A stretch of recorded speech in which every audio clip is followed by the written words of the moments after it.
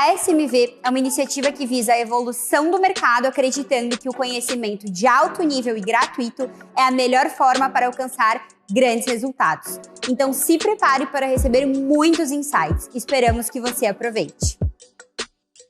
Fala galera, sejam todos muito bem-vindos e muito bem-vindos a mais um encontro da SMV Brasil, falando para o mercado de indústrias. Hoje temos aqui um participante mais do que especial, Jorge Sampaio, Head Digital Sales da Havaianas, para falar sobre um tema bem importante para o nosso mercado, o desafio das indústrias de levar o foco para o público B2C. Jorge, muito obrigado por estar aqui junto conosco.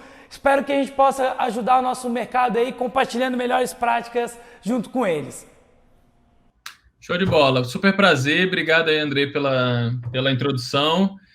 Sou o Jorge, como o Andrei comentou, eu tenho 30 anos, eu trabalho há mais ou menos uns 6, 7 anos no comércio digital. Comecei minha carreira na Oi, focado em BI, mas naquela época nem era BI ainda, né? Era, sei lá, analista de dados. Depois eu migrei para a Leroy Merlin, né, uma grande varejista aí de materiais de construção, muito focado numa venda off. E aí depois eu migrei para a venda digital, né? Então acho que duas grandes paixões aí, o varejo, né, a venda, e o segundo grande paixão aí, o comércio digital. E desde lá sempre trabalhei com e-com até aqui, e hoje aí eu estou nessa luta aí de dores e amores para fazer e-commerce na indústria, e estamos aí. Muito bom, Jorge. Sem dúvida nenhuma vai poder compartilhar aí da sua experiência para a nossa comunidade e poder ajudar, principalmente nesse assunto tão importante. E cara, já trazendo o tema à tona, na sua visão, quais são as principais dificuldades das indústrias de levar o foco para o público B2C? Boa, é uma boa pergunta, cara. Eu acho que, falando de indústria no e-com, né, indústria no comércio digital, acho que a grande questão aqui que a gente encontra é que todas as indústrias, ou boa parte delas, são focadas no B2B, né? Então elas cresceram e se desenvolveram focada em vender pallet de produto, vender num mutirão grande, né, tiro de canhão, e não pontualmente, né? Aí que eu acho que para todas as indústrias o grande desafio vem daí, né? Como você sai do B2B para o B2C, né? Consegue focar no cliente final, desde as coisas mais simples que a gente tem por aí, como, sei lá, por exemplo, o cadastro de produtos no ERP que a empresa usa, né? Por exemplo, o SAP.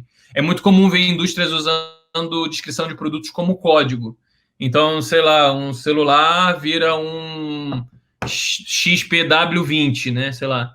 E acaba que no comércio eletrônico, né? Quando você fala com o consumidor final, você tem que usar uma descrição que faça sentido para a pessoa, né? E não para uma indústria.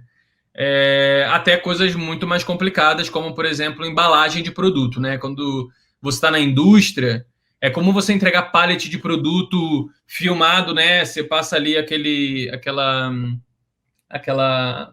fita não, né? Aquele rolo PVC ali para juntar os produtos e paletizar e enviar.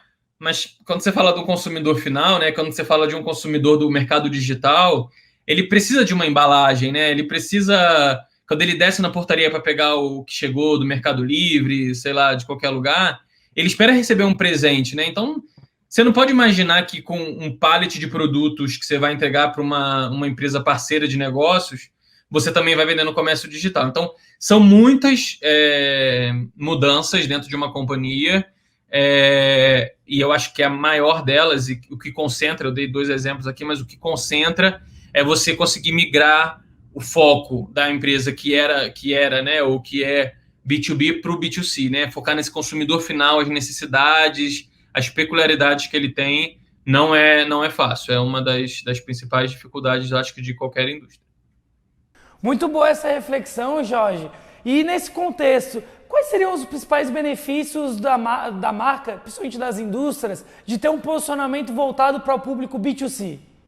A gente falou de dificuldades, né? Agora falando um pouco de vantagem, né? Acredito que todo mundo, né, que olha um pouquinho para o mercado vai ver que grandes indústrias já seguiram por esse caminho, né? Ambev, Nestlé, Danone, P&G, Mondelez. E não é à toa, né? Vantagens a gente tem uma porção. Eu sou o primeiro a defender que as indústrias precisam se aproximar do consumidor final. E eu acho que eu podia ficar falando aqui pelo menos umas 5 horas sobre todas elas. Mas pensando aqui enquanto falo, eu acho que eu consigo imaginar uma das 3 maiores vantagens para comentar com vocês. Eu acho que a primeira que todo mundo tem na cabeça quando fala que a indústria vai falar com o consumidor que vai para o varejo é a rentabilidade. E daí, como vantagem, é muito simples, né? Você tira o intermediador no meio, essa margem da operação fica toda no PNL da indústria, e isso faz muito sentido, e eu acho que a gente precisa né, destacar essa vantagem para o consumidor, para a indústria. Além disso, acho que talvez o segundo ponto a gente fala sobre... Eu escuto muito indústria reclamando sobre liberdade de portfólio, e aí eu explico como isso é uma vantagem, né? Escuto muita gente reclamando que gôndola não estica, que puxa, representantes comerciais falando: se eu tivesse liberdade de escolher o portfólio que esse cliente, né, que essa empresa que vende meu produto ia trabalhar, eu tenho certeza que ele melhoraria os resultados, mas isso nem sempre é flexível, né? E eu escuto muitas empresas reclamando disso. A boa notícia é que no digital, né, quando a indústria ultrapassa essa barreira, cara, gôndola estica, você trabalha o portfólio que você quiser. Se, por exemplo, você acabou que teve uma produção de produto acima do que você precisava para vender, você pode ofertar o produto porque você precisa que ele aumente o escoamento no digital. Você não precisa sair por aí, né, pedindo para as pessoas comprarem e para liberar estoque na sua empresa. Então, a indústria consegue explorar, principalmente, falando de portfólio, o long tail, né, que é super conhecido, todo mundo fala bastante sobre isso no mercado, mas você pode produzir, talvez, aquela caneta, em vez de ser com a tampa vermelha, com uma tampa azul, uma pequena produção para você testar no seu próprio e-commerce, entender como o consumidor se adapta àquilo, né? E aí sim você expande isso para o mercado. Pode ser uma excelente ferramenta de aprendizagem, né? E eu acho que aí, por último, mas eu não posso deixar de comentar, porque eu acho que é um dos maiores ganhos da indústria aí seguindo por esse caminho, é o CRM, né? Acho que é o conhecimento sobre o consumidor. Eu acho que é uma das maiores vantagens, saber o que o consumidor absorve, né? O que ele compra, quando ele compra, que horas ele compra, como é que é o comportamento desse usuário. Eu acho que é uma das coisas mais ricas que você tem, né? Como você constrói relacionamento da sua marca com esse usuário, né? Uma das grandes vantagens de você ter um e-commerce é você conseguir construir a marca, né? E construir a sua marca, ela passa por esse caminho de quem são os meus consumidores, o que eles gostam, o que eles não gostam, como eles falam, como eles não falam. Eu acho que esse é um ponto super relevante, e acho que a chave do sucesso, né, de uma indústria e de qualquer área que venda produtos, que faça comércio, é cultivar o relacionamento com o consumidor final. Eu acho que não tem canal melhor do que isso, que o digital. Então, acho que é uma das maiores vantagens, né? Eu citei 3, mas como eu falei, a gente pode ficar falando aqui horas sobre isso. E é bem importante a gente ter essa visão prática de como é que a gente vai poder trazer essas adaptações para o nosso dia a dia, Jorge. Mas na sua visão, a gente sabe que existe uma diferença entre a cadeia B2B e B2C. A cadeia B2B ela é um pouco mais extensa nesse sentido. Como é que a gente pode fazer as adaptações para poder atuar com esses dois modelos? Boa. Pergunta difícil. Eu fico pensando, né, quando você fala dessa cadeia long, dessa cadeia curta, B2B versus B2C, a primeira coisa que vem na minha cabeça é uma grande empresa do varejo, né, que todo mundo conhece, que é a Magalu, que vem trabalhando com um modelo de negócio muito, muito bacana para para encurtar essa cadeia, como você perguntou. Principalmente porque a Magalu está trabalhando com um modelo de dark store. Eu não sei se é comum para todo mundo, mas é principalmente lojas que estão muito mais próximas do consumidor, encurtando essa distância, principalmente de entrega, né, de logística. Eu acho que é engraçado comentar isso porque quando você encurta a distância, quando você aproxima os estoques do consumidor, o consumidor tende a ganhar, né? Porque a gente consegue ter um frete mais competitivo, a gente consegue ter uma entrega que quebra menos no caminho, tem uma série de vantagens, e eu acho que é um excelente caminho, né? De aproximar esse produto e esses modelos de estoque avançado com o consumidor tem se mostrado cada vez mais eficiente, e não só a Magalu trabalha com isso, mas eu já vi algumas redes de mercado que operam, por exemplo, com modelos de entrega da loja mais próxima daquele CEP que o consumidor tá pedindo, né? A própria Leroy Merlin, ela faz um trabalho excepcional com o Omni, né? De ship from store, né? Da entrega direto de uma loja mais próxima. Então, tem bastante exemplos de como a gente consegue operar essas dark store, né? Esses estoques avançados para o consumidor no mercado. Eu acho que esse é um bom início para você encurtar essa distância com o seu usuário, com certeza. Muito bom, Jorge.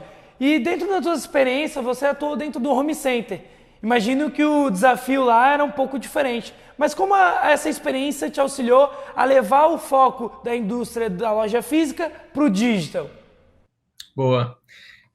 Leroy, né? Leroy é uma marca incrível que eu tive o prazer de trabalhar.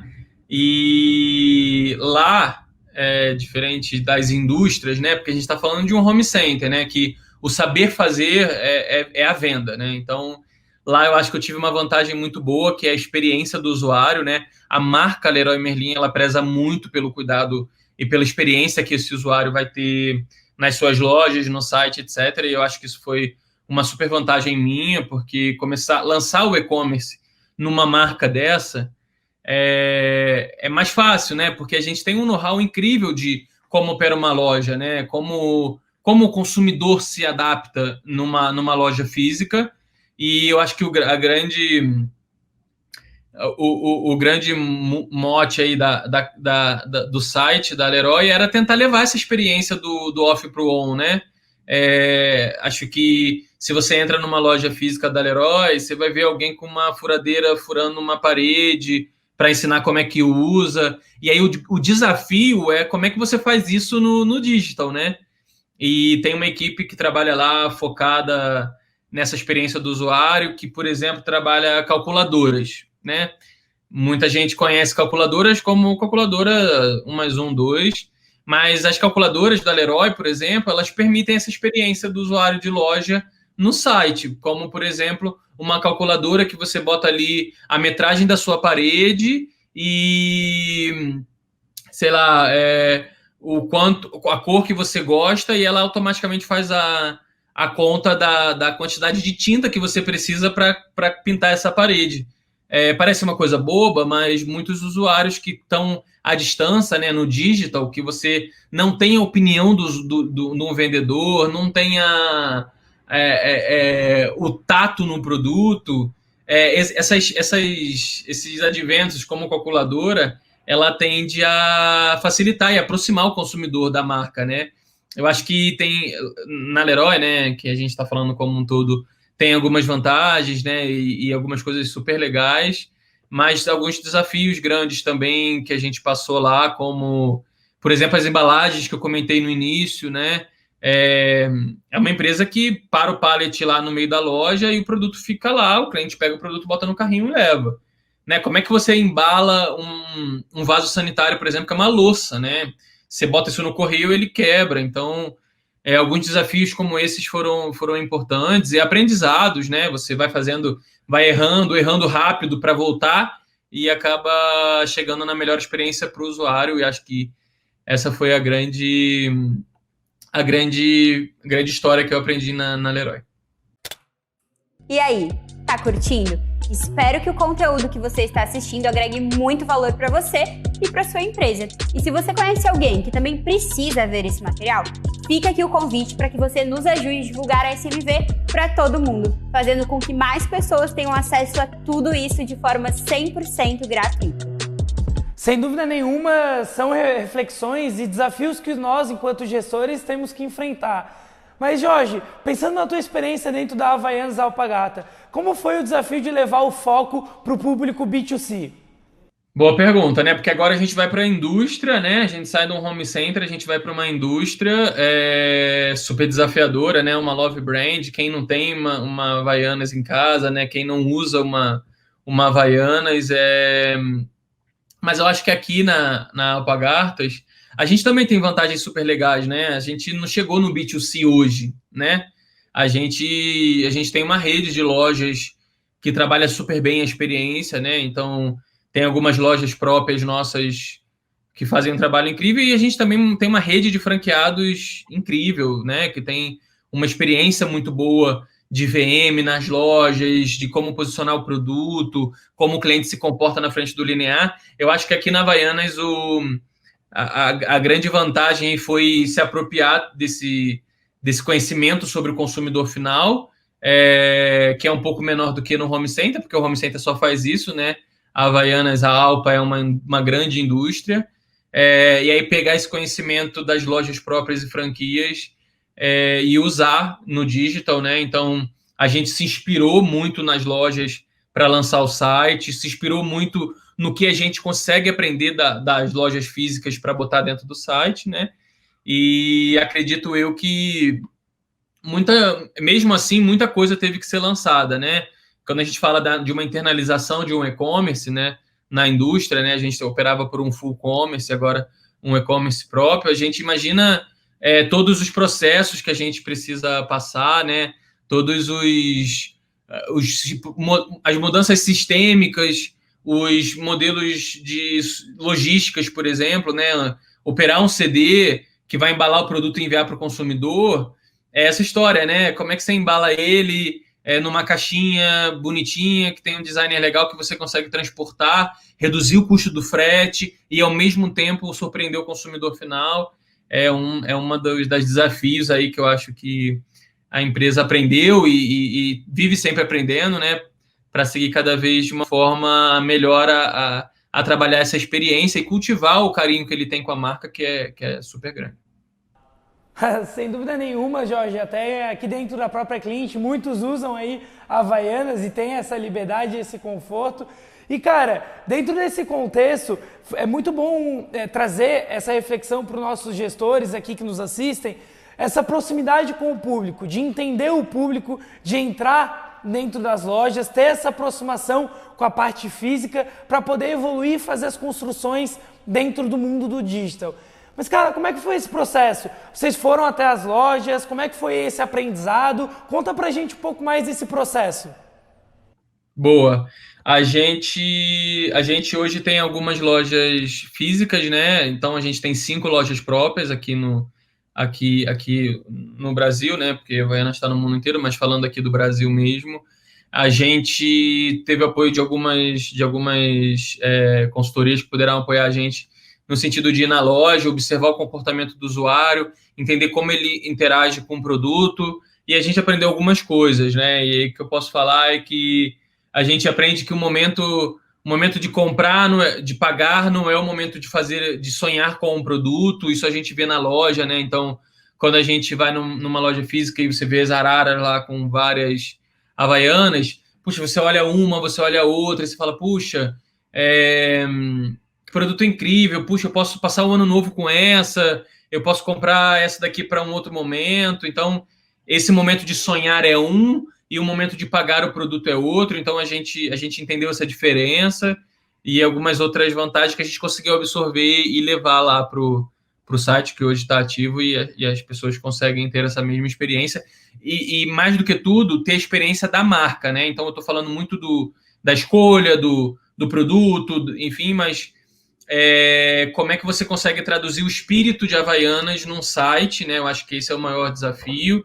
A distância, sem ajuda de um vendedor, né? Porque se você vai numa loja, você tem ali especialistas de produtos que vão falar para você, por exemplo, como melhor limpar sua Havaianas, ou que Havaianas combina com que vestuário, por exemplo.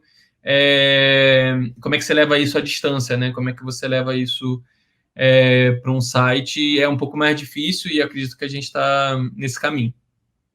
Bom, a gente sabe que quando a gente vai desenvolver a parte do e-commerce, as vendas B2C tendem a aumentar. Mas como ter uma estruturação comercial para que a gente possa não só atender essa demanda, mas também trazer uma boa experiência aí para o nosso cliente? Quando você fala sobre isso, eu penso primeiramente em equipe, né? Assim, eu acho que minha opinião profissional é que uma equipe bem montada e bem estruturada tende a fazer um trabalho bem bacana na indústria, no varejo, em qualquer lugar. E quando a gente fala de e-commerce em si, eu acho que eu separaria em alguns blocos, né? Então, em blocos que eu digo de áreas, né? Então, eu acho que quando a gente fala de um e-commerce na indústria, eu preciso ter gente focada em comércio, né? Em varejo. E aí eu estou falando de mil e uma coisas dentro dessa estrutura comercial, né? Então, eu estou falando sobre estratégia comercial, eu estou falando sobre cadastro de produto na plataforma, eu estou falando sobre o próprio marketing digital, sobre estruturas que fazem a venda, né? Que focados na venda.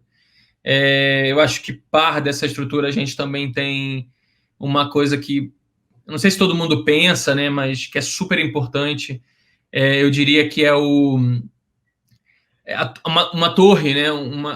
Uma galera pensando no financeiro dessa equipe, né? Porque o e-commerce a gente já falou um pouco sobre rentabilidade, como melhora quando você pula um varejista e você vai direto para o consumidor e tal, mas existe uma conta a ser pilotada, né? Existe um modelo de negócio, né, a ser entregue no final do mês, então é muito importante que a gente consiga cuidar disso com bastante zelo. Eu acho que a gente precisa também ter mais um bloco aí focado na experiência do usuário, focado na experiência que eu digo, inclusive, pós-venda, né? Então, o que está acontecendo, o que o usuário está falando, o que ele está comentando, como é que está as suas notas nas redes sociais, no Reclame Aqui, como é que está o usuário navegando no site, o botão é melhor na direita ou na esquerda, algumas coisas nesse sentido. E por último, mas eu acho que a gente não pode deixar de falar, tecnologia, né? Então, quando você fala de um e-commerce, você está falando de um produto digital, que ele precisa de melhorias constantes. Você lança aqui um modelo MVP que vai ser o inicial, mas você tem que estar melhorando aquilo constantemente e performando isso para frente. Então, para isso, é muito importante você ter alguém que conheça de tecnologia, que conheça de estrutura de site, para poder seguir esse caminho. E daí, só recapitulando, comercial,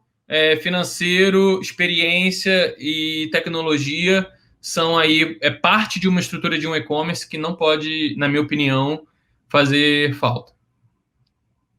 Show, Jorge! Pô, sem dúvida nenhuma, esse panorama aí pode auxiliar os nossos gestores, mas se tu pudesse trazer já uma visão, pensando aí no mercado futuro, das inovações e das melhores práticas aí que estão por vir.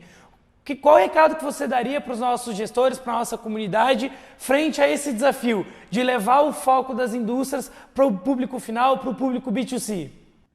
Boa, acho que falando aí sobre algumas dicas finais, que eu acho que pode ser legal para a galera da indústria que esteja vendo isso. Eu acho que quando a gente fala de um mercado digital, antes de iniciar no mercado digital, é importante entender se a sua indústria está preparada para isso, né? E aí eu falo isso porque o restante da sua cadeia, né, a sua cadeia que está hoje rodando na empresa, é uma cadeia super relevante, super importante, que traz um resultado incrível para a marca. E antes de você particionar isso e seguir para o digital, é importante você entender que as duas vão ter que permanecer juntas e sem se canibalizar. E daí canibalizar eu digo em vários termos, em preço, em estoque, em linguagem, né, para o consumidor, né? Como é que você fala para o B2C, para o B2B, né, o consumidor depois do seu intermediador, como é que você consegue trazer a mesma experiência de marca? Eu acho que esse é um grande desafio para todo mundo. Acho importante também ficar esperto sobre a rentabilidade do negócio, né? Aproveitar, enfim, a tecnologia que tem o digital para aproximar revendedores, aproximar marcas para essa experiência que a gente comentou aqui durante esse papo. Falando desse novo momento que a gente está vivendo todos, né? O mundo inteiro. A gente fala sobre uma questão de demanda e oferta, o quanto você tem para ofertar. A gente conhece, por exemplo, mercado de home center, né, que a gente comentou da Leroy, e próprio rede de materiais de construção. A gente começa a perceber uma falta do mercado de aço e alguns outros que... como é que você administra isso dentro da sua empresa, né? Falando do B2B, falando do B2C, como é que... Puta, faltou aço. Como é que você relaciona isso, né? Qual é o canal que você vai privilegiar para atender? Importante ter essa reflexão e esses planos desenhados na cabeça do board da empresa, né? E isso bem mapeado. Mas considerar que acho que a partir de hoje e de sempre, o consumidor final é um player importante na indústria. E eu sei que muitas já observavam isso, né? Observavam ali o consumidor pós a venda, mas ter ele perto, ter a opinião, saber o que acontece, eu acho que é o pulo do gato, né? Como dizem, e como a gente consegue sustentar grandes marcas no meio do digital com a melhor performance, eu acho que é um excelente caminho. Muito bom, Jorge, poder trazer para o nosso público essa estratégia de aproximação com o público, com o consumidor, para poder gerar não só dentro dessa aproximação mais vendas, mas mais dados, mais conhecimento com o nosso público para a gente tomar as melhores decisões. Jorge, muito obrigado pela tua participação, cara. Vou pedir para a galera colocar aí os teus contatos em tela para que a galera possa também te acionar, trocar ideias, enfim, poder discutir esse tema de extrema importância. Cara, um último recado aí para nossa comunidade. Fiquei super feliz pelo convite, adoro falar, fico falando aqui 3 horas, adoro bater papo, quem quiser conversar fica à vontade. Boa sorte para quem estiver entrando aí na indústria, e quem cuidem bem de seus clientes, cuidado com a marca, zelo pelo negócio, eu acho que são os melhores caminhos. Fiquem à vontade para entrar em contato, a gente vai conversando. Super obrigado. Muito obrigado, Jorge. E para você que nos acompanha, não deixe de assistir os outros encontros da SMV Brasil. Nosso propósito é compartilhar conteúdo de qualidade e gratuito para que a gente possa auxiliar as empresas a evoluírem em marketing e vendas. Caso queira convidar seus amigos gestores ou outros parceiros de negócio, tem um link abaixo aqui que você possa fazer esse compartilhamento. Fique conosco e um forte abraço. Espero que o conteúdo que você acaba de assistir aqui agregue muito valor para você e também para sua empresa. E se você conhece alguém que também precisa ver esse material, fica aqui o convite para que você nos ajude a divulgar a SMV para todo mundo, fazendo com que mais pessoas tenham acesso a esse conteúdo 100% gratuito.